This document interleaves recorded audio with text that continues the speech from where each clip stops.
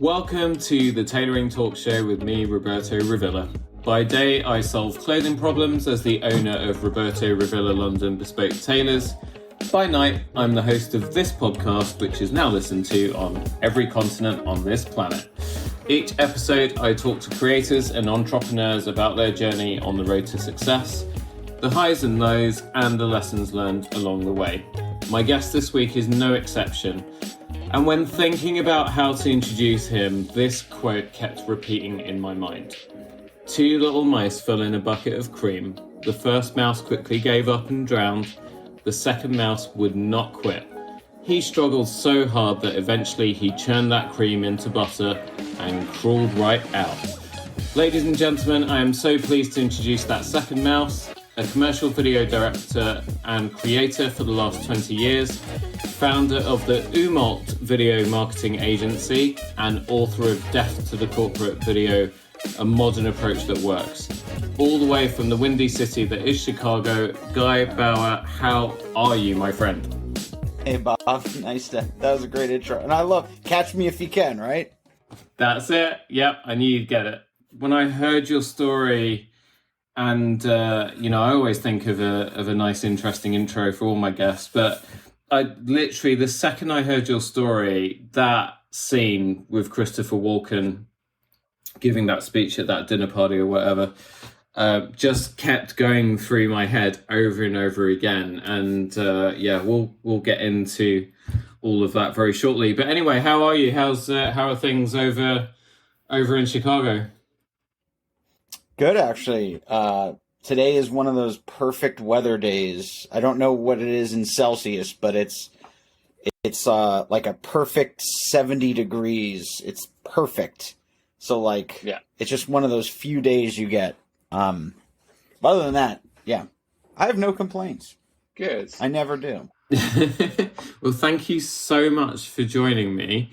Did I pronounce the name of your agency correctly? Yeah, you got it right.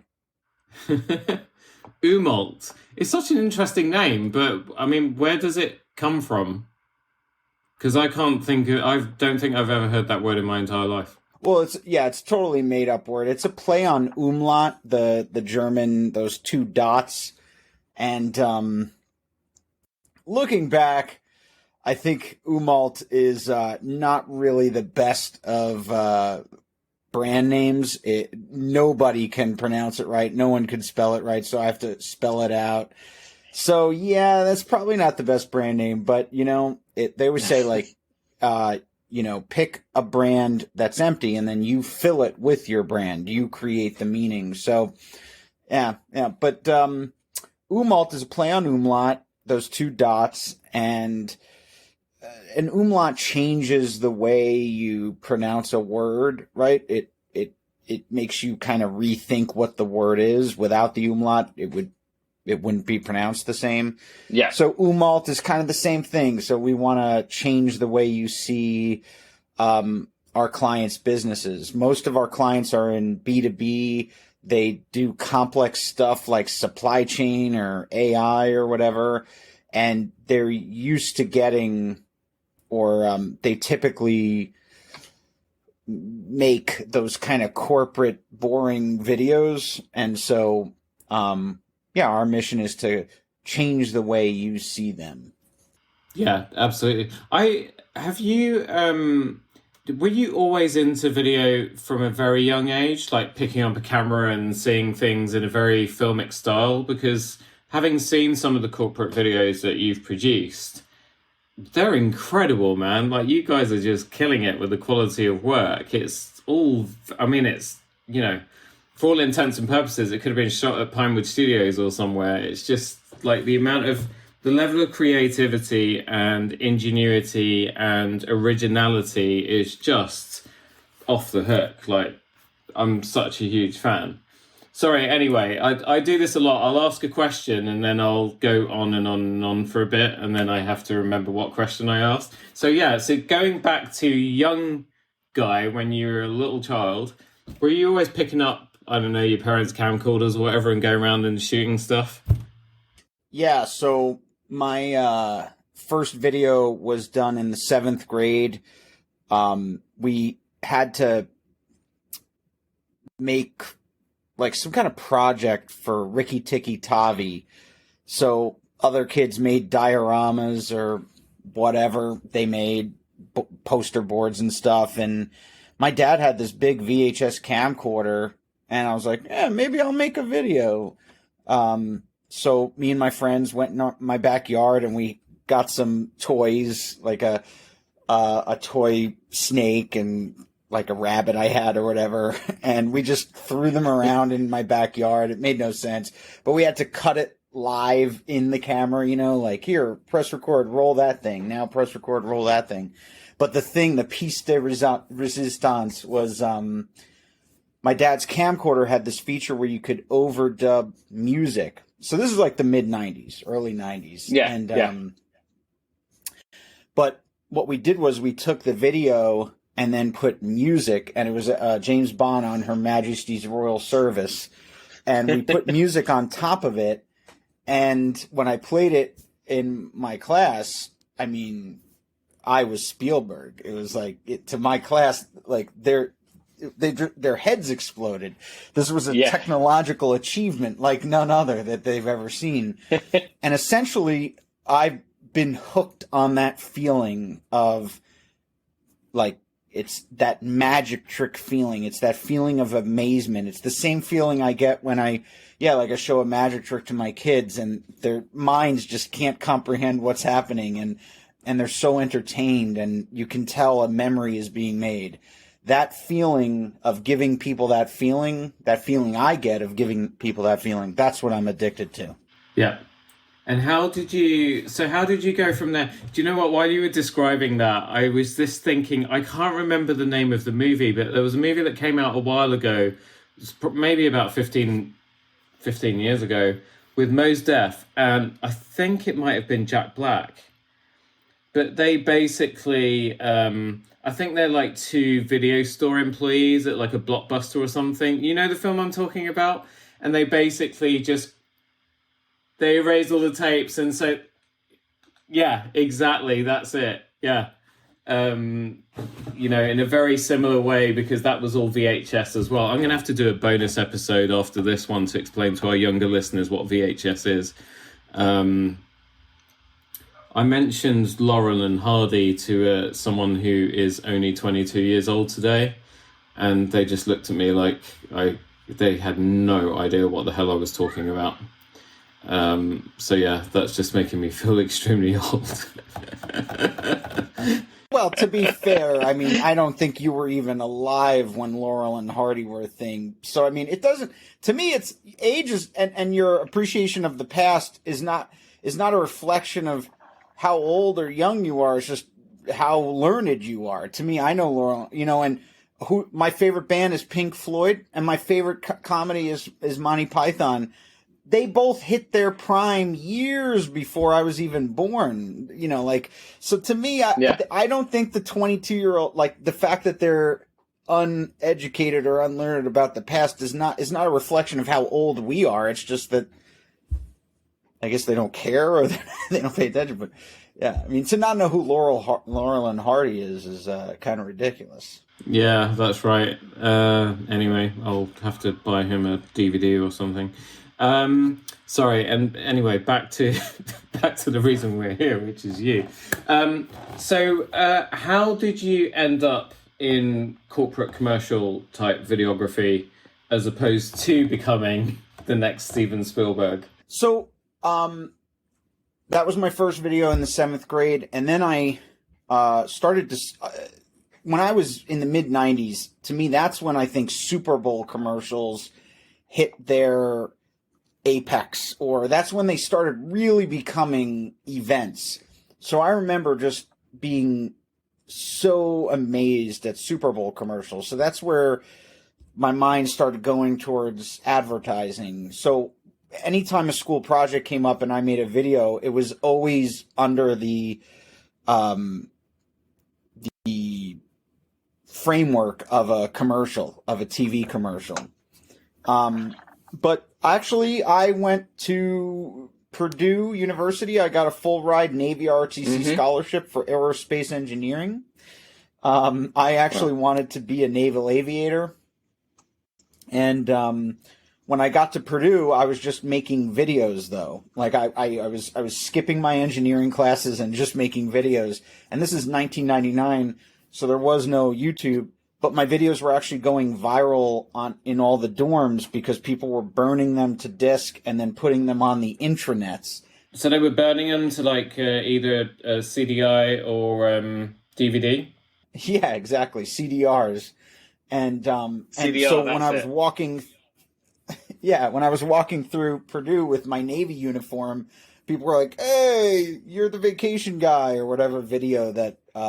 So I just kind of got this feeling that I think, making stuff and particularly comedy was what I wanted to do. So I dropped out of Purdue, got an internship with a couple Comedy Central shows, Crank Anchors and Man Show. And so my career kind of diverted towards more of being a production assistant and a researcher and a producer, but video was now my hobby. So in the 2000s, video was my hobby. I eventually landed on a morning radio show here in Chicago as the executive producer. And then we all got laid off in 2009, Thanksgiving 2009. And, it was the recession. It was awful. So I put out 150 resumes. I didn't even get one interview. I got no interviews. And so I started kind of panicking. I remember clear as day in January 2010, there's this issue of Money magazine, and on the front cover, it's how to make money in 2010. And I was like, yeah, I need that. And there was this article in there. It said basically, hey, if you have a hobby or a talent, you can go on these freelance sites, guru.com and elance.com, and you can actually make some money on your talent. So I went on Guru and I made a profile and I kept applying to jobs. I applied to $1,000 jobs, didn't get any. I didn't have any portfolio. I had nothing. I just had a bunch of goofy videos I did with my friends, which aren't professional. No one's going to pay me for them. Anyway, so went down 500, 400, 300. Finally, I got a project for $50 to edit this guy's puppy video. So, edited the video to music. He wrote me a 5-star review. Like, Guy is very professional. And then I used that to get a $100 job and a $200 job and a $300 job. And all the while, I would book a $300 job to convert someone's tapes to DVD or whatever, and I'd have to buy a $300 camera to do so. So I was not controlling costs or any kind of accounting. I was on the back of an envelope, literally. And so that's kind of where my business was started. It was just it was actually meant to subsidize me between finding a job, between, getting laid off in 2009 and finding another job. But somehow it just kept like going and going and going. And I remember finally in 2012, I was so busy. I remember clear as day, I was taking a shower. I was so overwhelmed with the amount of work that I started crying. And I was like, all right, I guess I'm going to hire someone. And that's where I think officially I was like, okay, I think this is a business. It takes me back to when I first started as well. I mean, I was working for a larger company when when that recession hit, the sort of 2008, 2009 credit crunch thing. I didn't even really know it was going on. I just knew that, things were a little bit tougher and it was harder to get, book appointments and so on. And then, I would go into the appointments that I had and, be selling clothing and so on. And clients would be like, do you not know there's a credit crunch at the moment? And I was just like, what is that, a cereal or something? But it was kind of a tough time, and then I basically left eventually, and for various reasons, and then started my own business, and kind of haven't looked back since. But I mean, you that then took you on a sort of trajectory, right? I mean, a really steep learning curve, and then eventually the kind of train sort of came off the rails. Yeah. Hired my first employee in 2012, and I made every dumb classic manager business owner mistake. And I was trying not to. I was reading books, E-Myth, and I was reading John Wooden Leadership. I was reading. And so I was trying to be, prudent about all these things, but just, you can read all you want. Business is, there's only one way to do it, and that's to do it. 'Cause you can read till you're blue in the face. It's just, there's no substitute for doing it. So my first hire, she was great. I hired her as an editor. She was great. But I didn't understand. I was like, well, why can't you answer the phone too? And why can't you write scripts too? And why can't and eventually I didn't understand roles and responsibilities. I started, just making her do everything. And then I would get mad that she's not so great at everything, right? So basically I just kept on this, like, I would hire and have unclear job descriptions, and then I didn't know how to manage my own. I'm very passionate. Passion when everything's going great is great. I'm a fun guy to be around. We're having pizza parties and going out and having a great time. A passionate person when things aren't going so well, watch out, because it's the exact opposite. So I didn't know how to manage. Yeah. I'm exactly the same. If my wife was here, she would tell you that in business, she's one of my number one. Well, she is my number one fan, and I'm great at it. But when it comes to working with me, and especially when things are going wrong, I am horrible, and I don't mind admitting that publicly. Yeah, I mean, like, and I know, like, they're like, well, just because you're self-aware doesn't get you off the hook of being an a-hole. But, all I could say is it is a lifelong, dream of mine to eventually get to become a great manager. I think management, doing it well, is the holy grail of running a business. And that's why those big companies have scaled, because they figured it out. They hired good managers and they got it done. But essentially, that's not the way this story goes. The way this story goes is hired, mismanaged, no financial accounting standards. I mean, meaning like we didn't, we accounted, right? And we paid our taxes and stuff, but like we didn't have financial visibility in terms of, like, if you asked me what's cost accounting or what's your gross margins, I would just probably just look at you. Yeah. So if I I think the equivalent you have over there is Shark Tank. We have Dragon's Den. If I was a dragon or a shark and I put you on the spot and I'd ask you what your current reality is, you'd be like, what? Right? Well, the thing is, I thought I did, but I was speaking all in top line. So I'd go, well, this year we did $1.8 million. We made $1.8 million. And I was leaving out, I didn't realize that there were costs, and like, that's not the most important number. So I kept going that managing by the top line. I would manage by our bank account. I would just log in and go like, oh, we have money in there. Let's buy something. And then if there's no money in there, like, oh, crap, let's cut something. And just extremely just chaotic is the best word. Yeah, just back and forth. And how my bank account balance, how the company's bank account balance at the start of the day was my attitude. So if it was good, I was in a great mood. It just cuckoo is the best word I can describe it. So imagine now and we keep growing because I keep getting better as a artist, and we're hiring great people, and we just keep growing and growing and growing. And then from that $50 video in 2010 to 2018, in 2018, we did $3.5 million top line. In 2018, we made it to number 800 on the Fortune 5000. And that very same year, I lost $1 million. So at the same year, we reached the Fortune 5000, 3.5 million top line. We had 32 full-timers. We had this big office, and people would come in and be like, wow, whoa. Like, we had this huge equipment room. We had $1 million worth of equipment.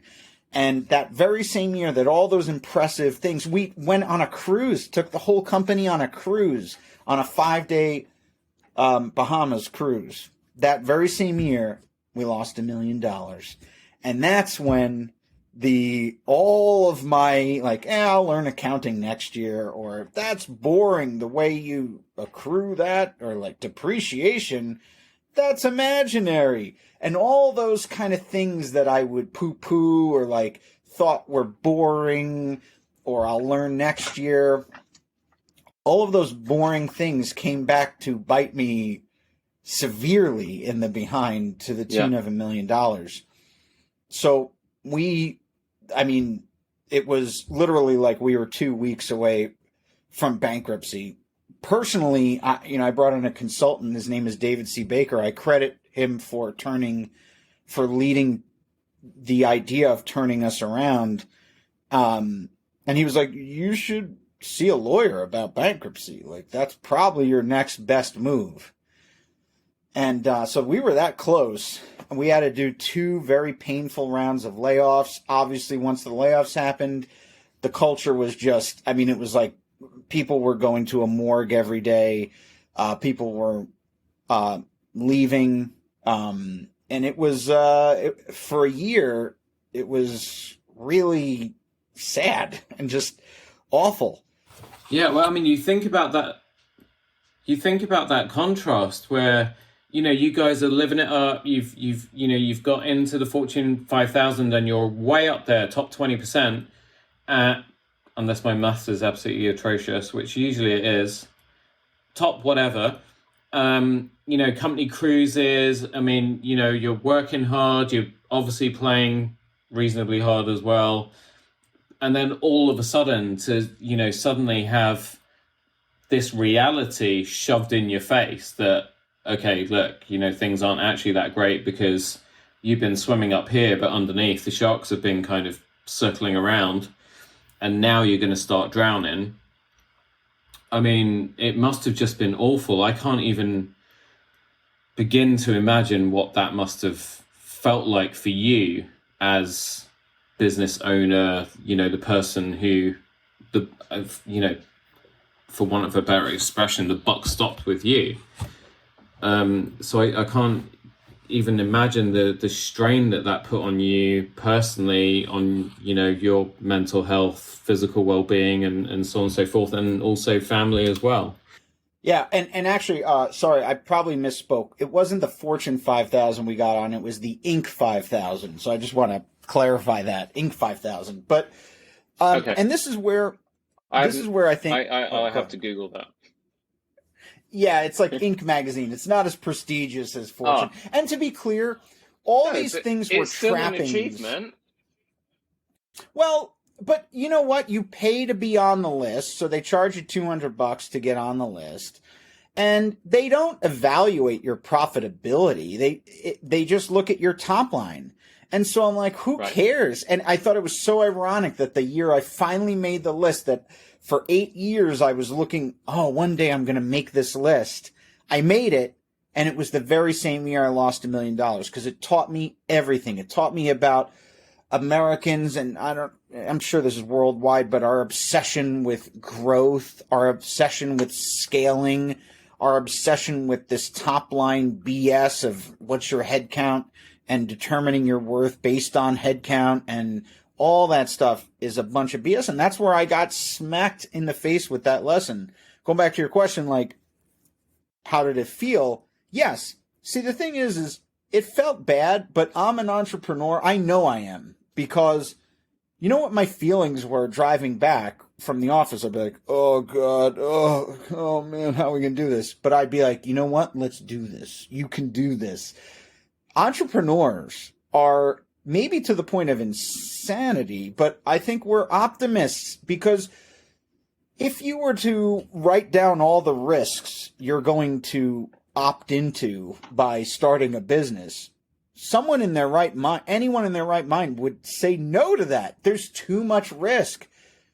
You know how much risk, and for what? The odds of it turning out okay are so low. They're so low. But I think the entrepreneur is the one that's like, we were the kids. I was always the kid that just wanted to start stuff, and no one would ever play with me because they're like, you annoy us. Like, you're always trying to organize things.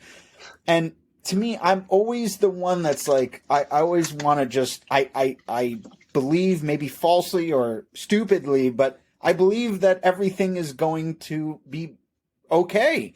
And I also had to have a talk with myself of like, all right, Guy, what's the worst that's going to happen here? All right, Guy, the worst that's going to happen is you're going to declare bankruptcy. They may take your house because I had a line of credit with a personal guarantee on the bank. So the house was at risk.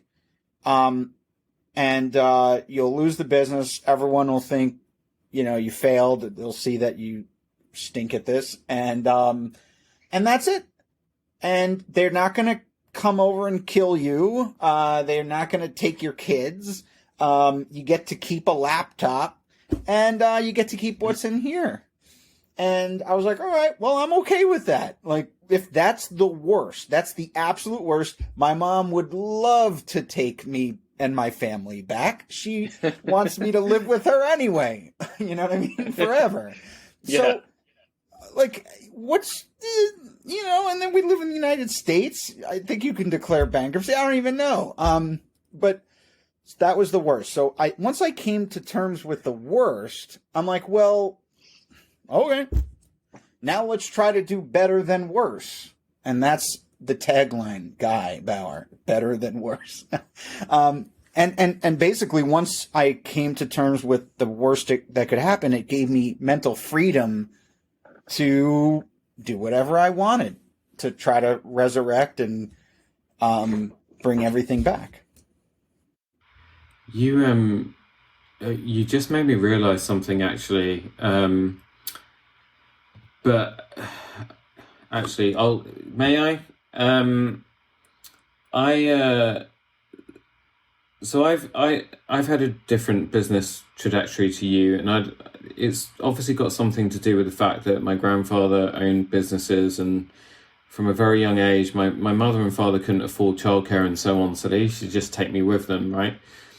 And so I used to kind of get to see the mechanics of the family business from behind the scenes, because my mum, she'd be the daughter of the three brothers and three sisters who would be sort of looking after back office and accounts and bookkeeping and all that sort of thing. And then when my dad eventually started his own business, then she was doing pretty much the same for him. So I was very much aware of, yes, you need to sell stuff, but then there is a cost associated with everything. So when I got out of the corporate world and I started my own business, I think that's the other reason my wife is an accountant, and she says that I'm a great salesperson because I have spreadsheets. I run spreadsheets left, right, and center, and I've also, because I'm a control freak, so I need to know exactly where everything's at. But when COVID hit and our business got shut down, that was it. I was just knocked out, and I was on my butt for a good 6-7 weeks. And I really thought, is this it? But what you just said there, because I've never been able to put my finger on exactly the reason why I then got up and got my head out of the proverbial and then started to say, right, what can we do? Let's innovate. Let's see, people aren't buying smarter clothing now. What are they wearing? And so on. And get myself into action. And you just hit it. It was basically that I had been faced with the worst that can happen, the possibility, the very real possibility that I might not ever get to do what I love ever again. Although it took a few weeks for me to then suddenly become okay with it and stop panicking.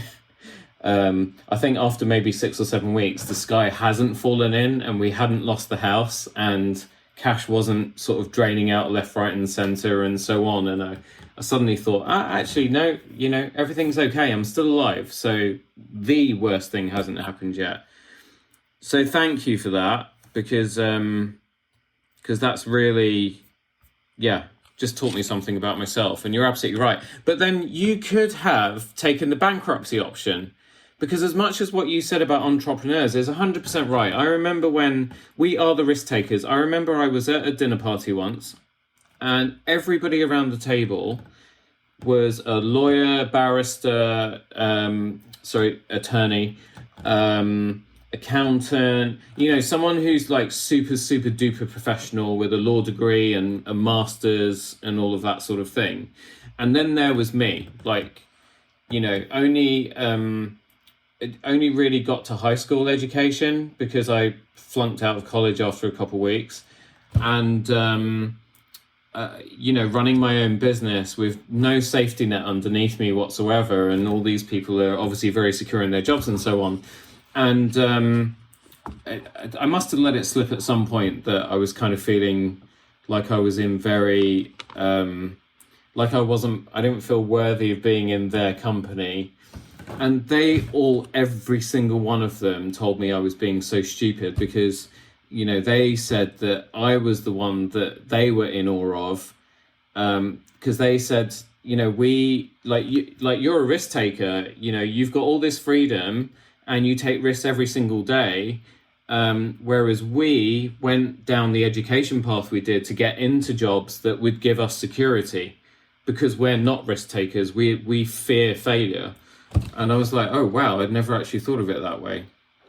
But sorry, anyway, so, God, I talk too much. Yeah, sorry. But you get the advisor guy in and he's like, right, declare bankruptcy. That's your easy option. But you just that wasn't even a conversation for you. Instinctively, you were just like, no, we're going to work out how we're going to fight back out of this. You know why? It's fun. I mean, like on a macro scale, if you were reading a book and it's like, Guy walked into the office one day, like if you're reading a book about your life, which is more exciting, declaring bankruptcy and whatever, or like trying to make a go for it and seeing what happens. To me, I'm also living this life, and to me, it's more fun to try stuff. Yeah. It's very dumb. It's not wise. And that's the same brain that allowed me to start a company off a $50 puppy video is the same brain that gets me in trouble in 2018, but it's the same brain that gets me out of it in 2019 and up till today. So it's like, it's a double-edged sword. And I think the goal is, can you surround yourself with the right people so that you're only using the good edge of your sword and everyone else is covering up for you, and backing you up. And that's why I have a really awesome COO named Hope Morley. And she is essentially, the person I never had. I never had the yin and yang, right? It was always just one flavor. And so now she balances the whole firm out. And I think the two of us combined make a really good team in making smart decisions that are brave. It's not that she's totally risk averse. It's that she brings balance to the force. And I think that's the goal of entrepreneurship. If the odds of you being an entrepreneur that can just be balanced and self-regulated just by yourself, to me, are very low. And I used to think I could be that. And that was a mistake as well. Because I think business books also try to teach you this. But I think, I just had to feel the pain. But yeah, I think if you can find someone that you work well with that, balances you out, I think that is the key to success. And you can see that trend. One of my favorite companies is here in the States. You don't have it, but it's Southwest Airlines. And Herb Kelleher was the entrepreneur, but then he Southwest. Okay. It's my favorite business of all time. And I forget her last name, but her first name is Colleen.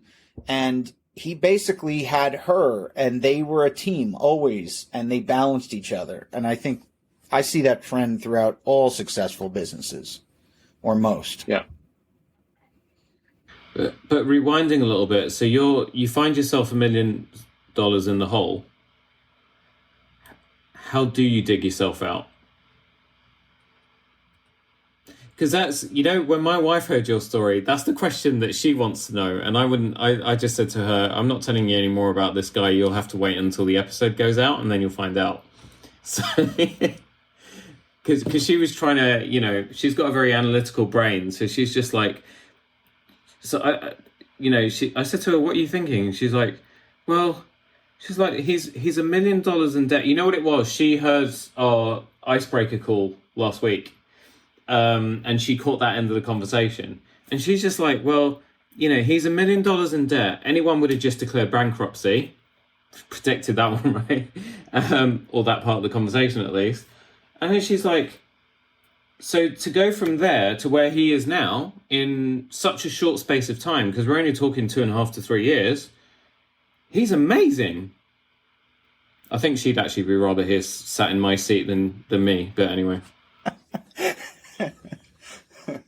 So what, okay. So you brought this up too. You mentioned this with your story about COVID, but there's this, the movie Apollo 13 with Tom Hanks. And the astronauts go up. Their mission is landing on the moon. And the accident happens. And in their minds were, well, we're still going to land on the moon. It's just going to be a little harder. Then a couple minutes go by and they go, I guess we're not landing on the moon. We'll just go back to Earth. And then a couple minutes go by and they're like, oh, we may not make it back to Earth.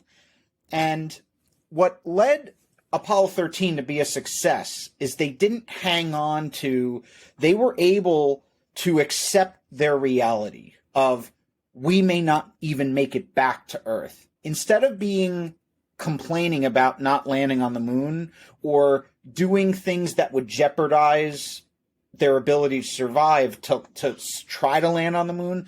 Meaning what I'm trying to say is the quicker they accepted their new reality, that led to thinking of what can, make them return.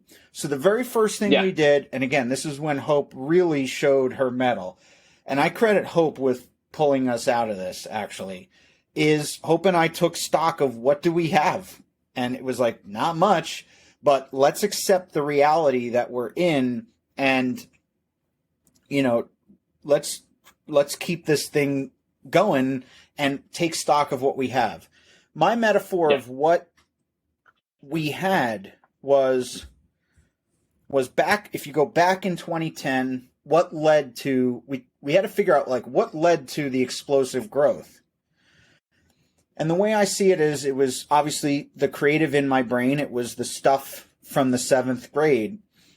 And then it was all the contacts and the people that we knew. And that was an engine. And I think our engine was very fast for the 4-door sedan we had. So if the sedan is the overhead, the engine fit perfectly in that sedan and you can move around.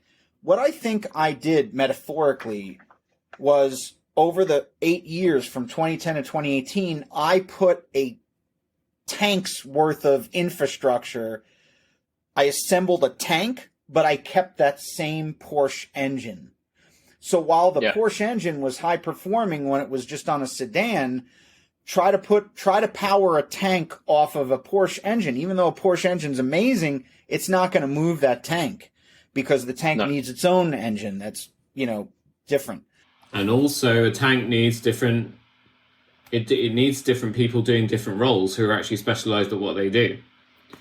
Totally different model, totally different business model in a tank than a Porsche. So what we did was quickly get to the essence of what is our engine? And the engine was the creative. That was the creative. That was it from the start. It was not that we're the best at making a video. We're the best at, or we're good at coming up with ideas for videos. That was the same thing I did in the 7th grade that I did in middle school and high school. And and what led to the puppy video and everything. It's the idea. So what we did was pare it all back. It was like, and I don't want to downplay these layoffs. I mean, they were awful. We were laying off amazing people. But what we had to do was get rid of our tank and bring back the smaller car that we could drive, because we still had an engine. We had an engine. We just had too much overhead. So we accepted our new reality. We had this beautiful office that we built out only 2 years prior that we had to sublease. We had to move from our beautiful posh office into a co-working space. We used to have a server rack room, and now we were sitting with the server in our little small shared office, 6 of us. It was 90 degrees. I'm sure it was awful. There were a lot of those like swallowing your pride, eating humble pie moments that if you did not accept your new reality, my wanting of landing on the moon, of maintaining face, would have destroyed us. But it was like, no, I'll do whatever. And so we moved to co-working, and we like pared everything back to the essence. And really, we got to that engine very quickly, and we are almost done paying off our debt from 2018. We're like within like this year, we're going to be done. By the end of this year, we're going to be done. And I'm going to take my first profit distribution in 11 years, because I never took one. Wow. I'm going to take it later on this year. Maybe I'm on schedule to do that. But I think it was accepting the reality and getting the stuff off the engine so that the engine could power us. And when we took off all the stuff, the engine was still powerful. And actually, what I would argue is the engine really wasn't used in a few years, because when we got confused on where we were delivering value, we were bringing in the wrong things and doing the wrong things and not like matching our talents with the projects.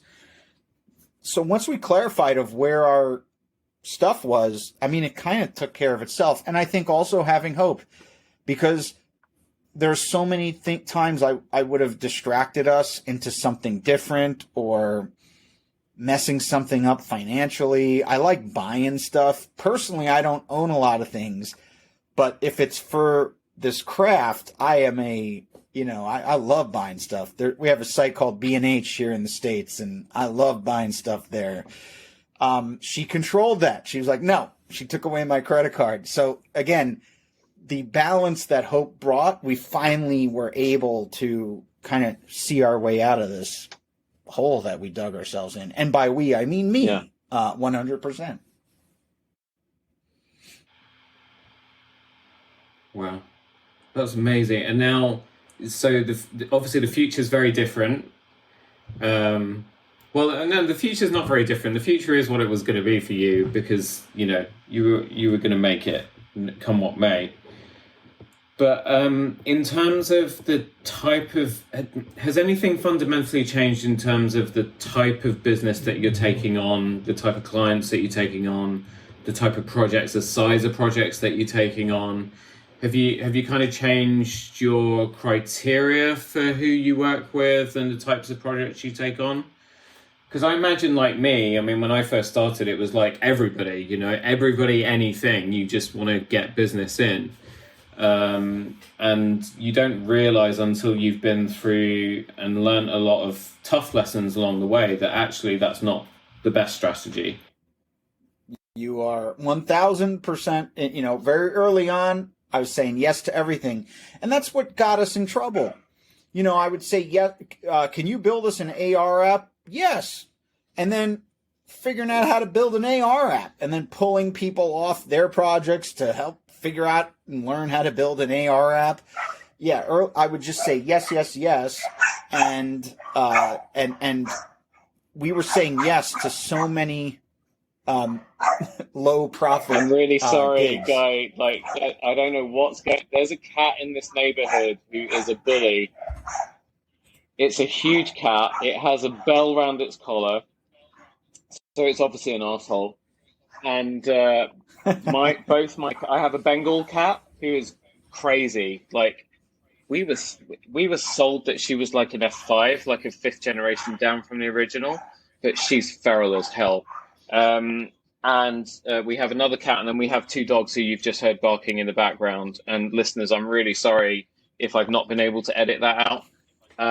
But this cat comes around like clockwork at 10 to 9 every single night, and just sits on our doorstep, and it must just taunt the hell out of them, and they go absolutely ballistic. So I'm really sorry for that.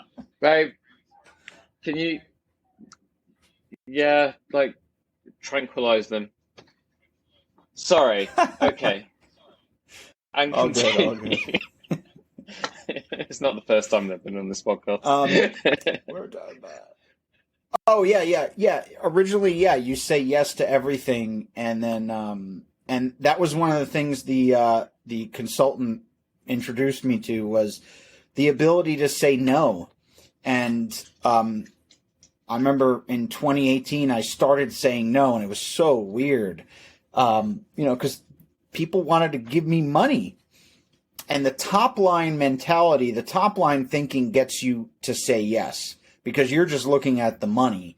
And we started looking at other factors, like, was the client nice? Did the client inherently like us, or are we just convenient for them? There were like all these factors, and the more we thought about it, and we were more like intentional on who we worked with, the more we realized that, some clients, not all clients are made equally. And since 2018, we have definitely changed, like, who we'll work with and what we'll do, what we won't do. And what we found is the signal to noise ratio, just the amount of busy work and chaos in the company, have gone down like tenfold since 2018. So yeah, basically 2018 was where, like, the train stopped, and then we just did a hard reset of how we manage our finances and then who we work with. And so now in 2021, I have to pinch myself every now and then, because we have rooted out all of that low profit busy work and only really work with clients who like us. Isn't that a weird thing? Usually as a service provider, we're used to clients not liking us and having to please the client and all this stuff. And now, and like the idea of of a client wanting to work with you was like, well, you have to convince them to want to work with you and prove yourself and all this stuff. And now actually we essentially only work with the clients who are fans of us, who get on the phone and they're like, wow, your video really made me laugh. I would love to see if we could work together. And I'm like, great. If you want the kind of work that we do, then we're a great fit for you. It's so weird. But yeah, we say no to most now, which is, and I don't think I could have started. So to new business owners listening to this, I don't think you can start out that way. I think you have to earn your way into that, but you should definitely have a plan. In the beginning, you just need cash, any kind of cash. So you say yes, but I think, you should have a plan for dialing back the yes. And if you do say yes, even just in your head go, well, I know this client isn't a right fit client, but we need cash, so I'm going to say yes. Like, as long as you just have that conversation with yourself, that's okay. What I would do is not fool yourself into just believing that everything is hunky-dory by saying yes to everyone. Yeah. It's a lesson that I've been told or taught many times or reminded of many times. Like, I know one of my clients is a management consultant, and he sat down with me once and he, blank sheet of paper, drew a X and Y axes, and, I think it was time or effort along the bottom and value along the top. And so you kind of grade your customers that way, that, you've got your high effort low value customers, and they're the ones that you do not want, because they're the ones that actually cost you money. And then you have at the other end of the scale, you have the complete opposite, right? You have your high value, low effort, and they're your dream customers. Make the most money for doing the least amount of work. Unfortunately, those are few and far between. So then you kind of find your middle ground, which is kind of medium to high value, anywhere from low to high effort. But when it gets into the high effort part of the matrix, they've got to be people that you really love working with. So essentially what he was saying is, like, you go through this exercise and you plot out, and all of your high effort, low value, go, like, cut them off, get rid of them, chuck them off the boat, because they are weighing you down, they are dragging you back, and they are, as you quite rightly said, when you first start out, they're the people, because you need cash as a business, they're the people that you just say yes to and you work for them. You might not like doing it, but you kind of feel like you need everybody. But then once you're established, then they can actually become the people that are the things that are weighing you and your business down. I still really struggle with letting people go, because our business is so personal and because I love taking care of everybody. But it's something that I've been working hard on. And in actual fact, you know, as much as I hate the whole COVID situation, this bloody pandemic, and I can't wait for it to all be over, the one good thing it has done is it's actually really helped me to suss out where our customer base is in that matrix and plot it out. Because basically our raving fans are the people who actually stayed in touch with us and stayed engaged with us since March 2020. And a lot of the people who haven't stayed engaged with us in any way, shape or form, no matter how much outreach we've tried to do and so on, it's like they're dead. Funnily enough, that you know which end of the matrix they go into. So yeah, it's you know, I think we're always learning in business, and that is one of the oldest lessons that I still have not mastered yet, but certainly the last 18 months is helping me to get a grip on it. Yeah, it's like, it's not some kind of business hack to say no to people to make this false demand, right? It's not like some kind of mental trick or whatever that we're tricking clients. It's just truth. We only want the relationship to be mutually beneficial. And I think there's this whole thing that I got trapped in is being the best in the world at everything, in saying yes to everything and wanting every single client. And that's just not possible. And it's also a great way to lose a lot of money. So I think, the quicker you can get to the truth is what do you really do for clients? What is the value you're giving them? And who do you do it for? Meaning, which clients typically like working with you the best? And then there's your business strategy. Just go do that. Yeah. And to find more of them, basically go to the guys who love you and who you love and ask them, where can I find more people who are exactly like you? And I always, not always, now I do phrase the question when I ask for those referrals in exactly that way. Because for two reasons. Number one, because it's very specific, because I want to know, Guy, who do you know who's exactly like you?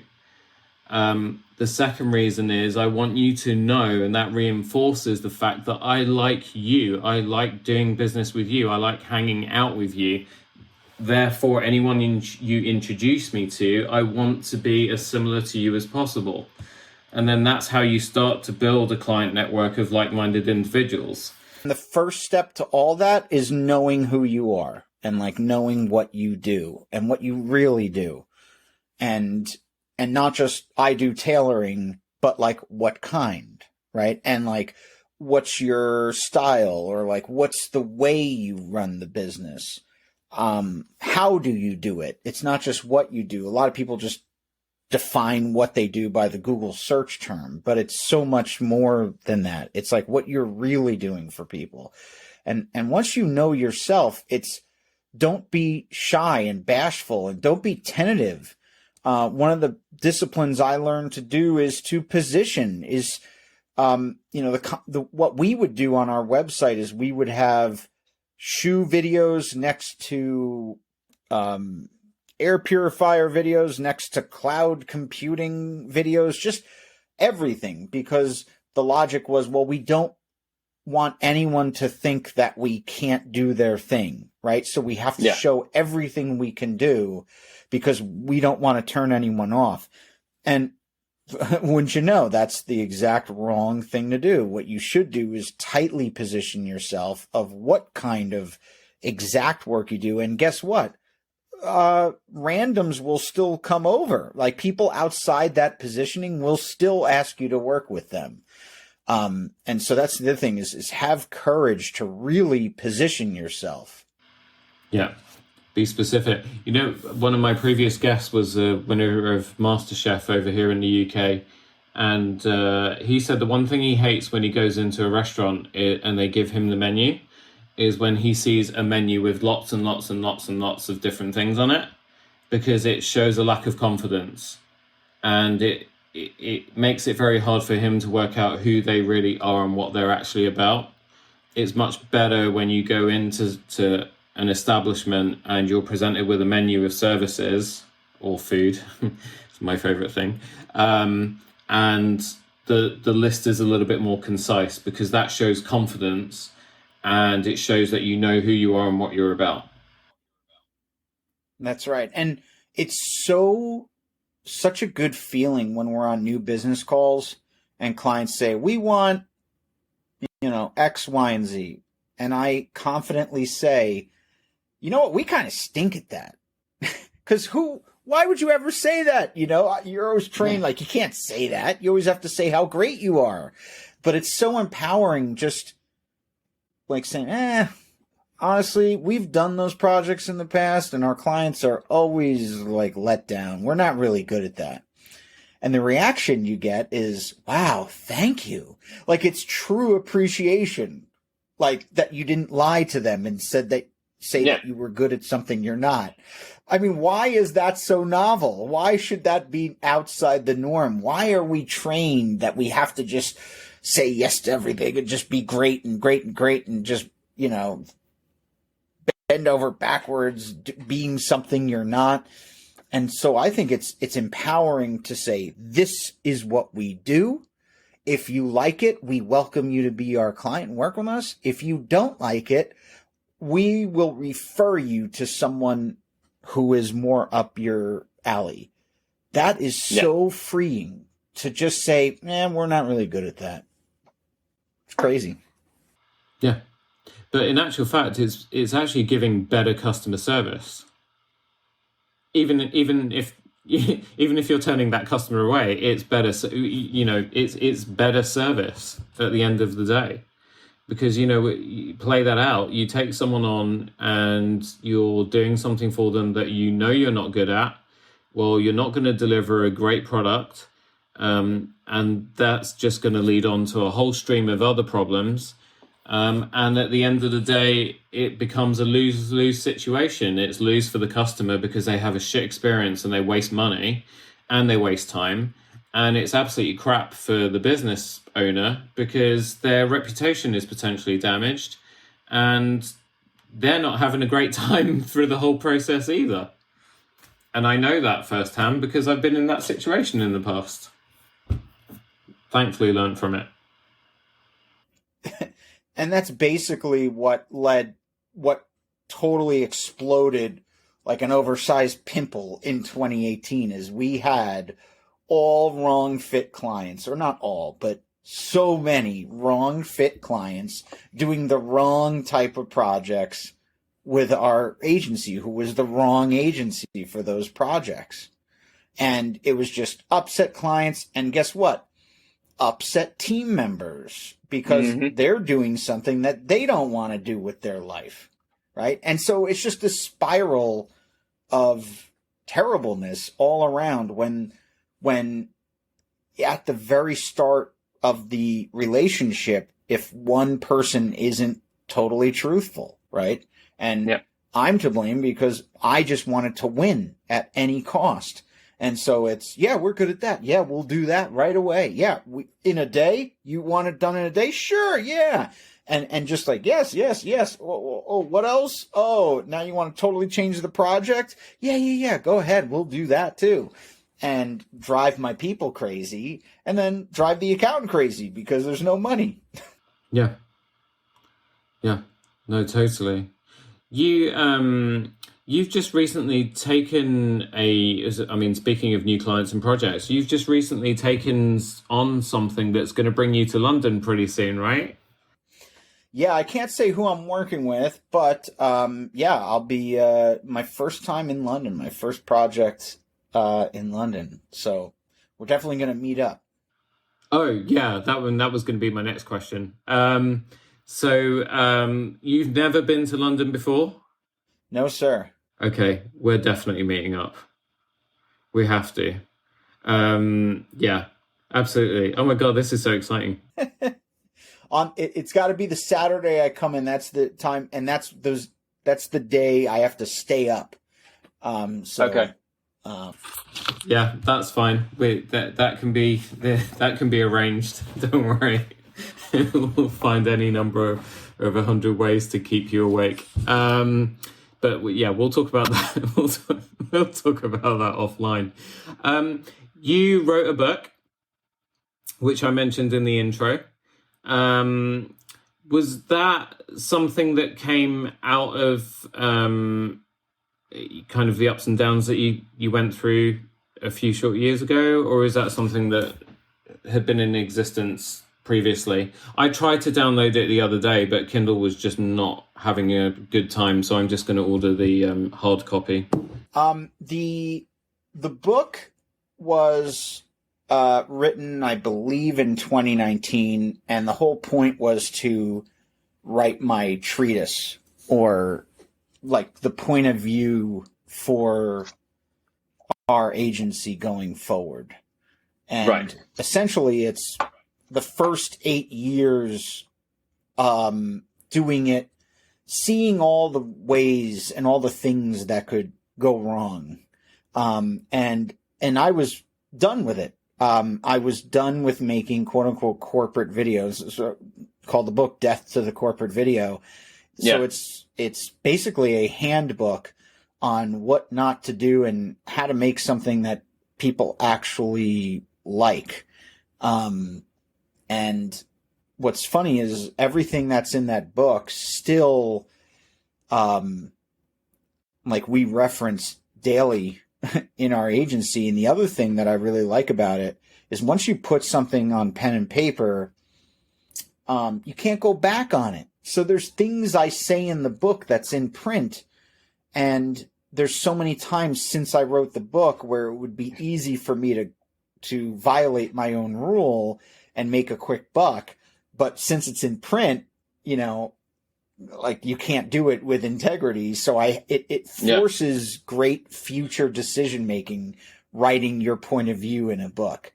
So I've had to live up to what I said, 2 years ago. Sometimes I'm mad at myself of the past, but overall it was the right thing to do. Yeah. It was a good coda to get down in, on paper and ink and keep you honest. Yeah. People keep telling me I should write a book, but you should. You have a ton of great insight.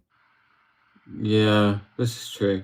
But again, nothing's original, right? It goes back to your point that, there are no hacks in business. There are no hacks in life. These are time-honored tropes that, most of us instinctively and inherently know. When you're doing something you shouldn't. It's just we don't listen to our instincts as often as we should. And so, my insight is basically just all the stuff that I've picked up over the years from people who are far more successful and far smarter than I am. I've just been smart enough to read and pay attention. I was going to say that you could say that about any book that's actually written on that sort of stuff. Correct. It's the integration and the synthesizing. It's the integration and synthesizing of all that and all your personal experiences that leads up to your point of view. So while there's nothing new on the planet, there are new combinations that I think are valuable. And, about business books, I think the biggest thing with business books, I'm speaking as a reader of business books, is take it all with a grain of salt, because that's what worked for those people. It may not work for you. They're just writing from their single point of view. They haven't vetted, the 10,000 other things they could have done when they're explaining their business turnaround, for example, or whatever, right? They're just showing you what worked for them. And also they may falsely attribute things, right? Meaning they think, well, we got out of this because I made the decision to buy this piece of equipment. And they may give that decision 99% of the credit, but really the credit is all luck that they got a lucky deal. So that's the other thing, is the business books are inherently biased and skewed in terms of where they're giving credit and who they're not giving credit to. You know what I mean? So that's why the business books, you gotta watch out who you're listening to and paying attention to, and take it with a grain of salt. Yeah. I think that's why I like apps like Blinkist, because, in 15 minutes you can actually get the content that you would have extracted anyway, having spent 5 hours reading a book instead. And then obviously if it's something that really strikes a chord with you, then you can go seek the book out and read the full thing. But very often, I've got a huge library of books. I'm sure you're the same. And I could probably just stick a Post-it note on the spine of each one of them with maybe the one or two key lessons that I got out of them. Because a lot of the stuff in between is, waffle. So yeah. If you had to define your perfect client, or so we're in the Wild West and you are the sheriff who is looking for someone. How would you have me draw up the wanted poster of your ideal client? That was a really crap way of describing the question I wanted to ask. But yeah. But you know where I got the idea from? So when pubs reopened just after the pandemic, there was this pub in Chelsea that had a blackboard outside, and they basically kind of chalked onto it in the old-fashioned Wild West kind of wanted poster kind of style of thing. And it was like, wanted customers who have been missing since like March 2020. And then they had like a profile of the customer, must like really good food, must like locally brewed beer, must like, the finest wines. And I was like, that's such a great idea. It's like, every business should create their own wanted poster, and that wanted poster should be, wanted clients, and then the description of those clients. Sorry, over to you. No. That's a great exercise. I think our ideal client is a marketer inside of a B2B company, mid-market, upper mid-market. That's kind of where we operate the best. Typically they are working, what I would say is that they are looking to do something different. They want to make a splash. They are kind of sick of the status quo, of the stuff they've been doing, of the stuff their agency is generating or their internal teams, and they just want to kind of blow up the logjam. So our ideal client has a built-in chip on their shoulder, or the wanting to take a risk and be bold. And that would be the number one criteria that we look at is are we looking to play it safe here or make a dent and, and do something cool? But I would say, we really like working with B2B brands that have complicated messaging, complex products like supply chain or AI or machine learning or complicated financial products. So it's got to have a thing where, because those are the stories that are hard to tell. A lot of people, I wish sometimes that we were just making sneaker ads and stuff about clothing. I'm smart enough to realize that no, the grass isn't greener on the other side, that stuff's even more competitive and hard to tell. But anyway, we really specialize in the kind of complex and hard to explain in a succinct manner topics. Yeah.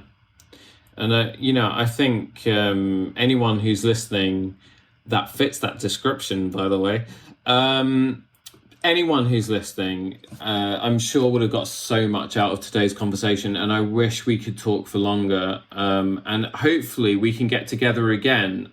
Obviously, we're meeting up in person later this month, but hopefully you'll come back on the show again, because I think there's so much more that we could cover tonight. But I've had one of those days where literally I need to go spend time with family and that sort of thing, and I'm sure you do too.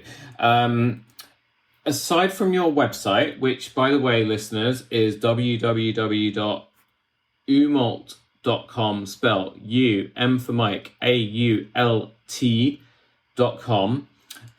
Where else can people see your work, Guy? I mean, that's really it. And we're on Instagram and LinkedIn, Facebook, all under Umault. But yeah, the website's really the best place. Fantastic.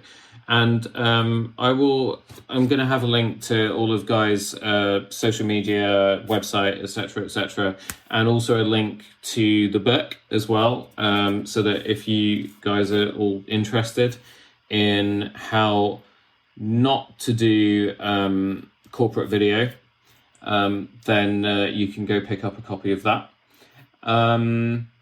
So yeah, I want to just say thank you so much for joining me this evening. It's been an absolute blast. I can't wait to see you in person, so we will get all of that worked out, and I will try and plan some interesting things to do to actually keep you awake the night that you fly in or day that you fly in. Yeah, have you had fun? Bob, this is one of the best podcasts I've ever been on, so it was truly my pleasure being on your show. Thank you. Oh, thank you so much. I love doing this, but also I love it even more when I make a new friend, and I feel like I've done that with you. So thank you so much, really. Yeah, it was my pleasure. Thank you. Awesome. I will see you soon. Take care. Thank you. Good night. Wow, what a story. Thank you so much for joining Guy and I hope, especially for you budding entrepreneurs out there, or even those of you who are already running your own businesses, that you managed to learn a few things through that conversation and hopefully were inspired. I want to say a massive thank you to Guy for giving up time to join me and recording this outro today on Saturday the 21st of August, and I'm looking forward to seeing Guy later on this evening. I gave him the option of dinner at a good old-fashioned meat and potatoes kind of place, or good old-fashioned British fish and chips, and he chose fish and chips for his first dinner ever in London. So we're going to take him to the Seashell in Lisson Grove in NW1, which is one of our favourite places. Highly recommended. If you're ever in the area, go check it out. Again, whether you're a new or a regular listener, thank you once again. Make sure you hit that subscribe button so you don't miss an episode, and it would be amazing if you'd give me some feedback in the form of a review. As well as telling me what you like about the show and what you'd like to see in future episodes, it also helps with those podcast algorithms and brings new listeners to the show. Before I go, I'd like to give a couple of shout outs. Firstly, to the entertainment podcast Play Paul's Turn, featuring myself, John Evans, Alex Hansford, Amy Hansford and Mark Holmes. We get together every fortnight or so to discuss the latest things we've watched, played and read. Also to the Background Dancer podcast hosted by my friend Jason Yap, who was also my guest in episode 14. Jason is a professional dancer and producer on a mission to shine a light on the aspects of the dance industry that are normally kept in the shadows. A big part of his show is nurturing the spirit of dancepreneurship and ensuring performing artists are equipped for a life beyond performance. If you're interested in the arts and business, this is a podcast you will really enjoy. That's it from me. Whatever you get up to over the coming days, as ever, have lots of fun, keep safe and stay well, and I'll see you on the next one.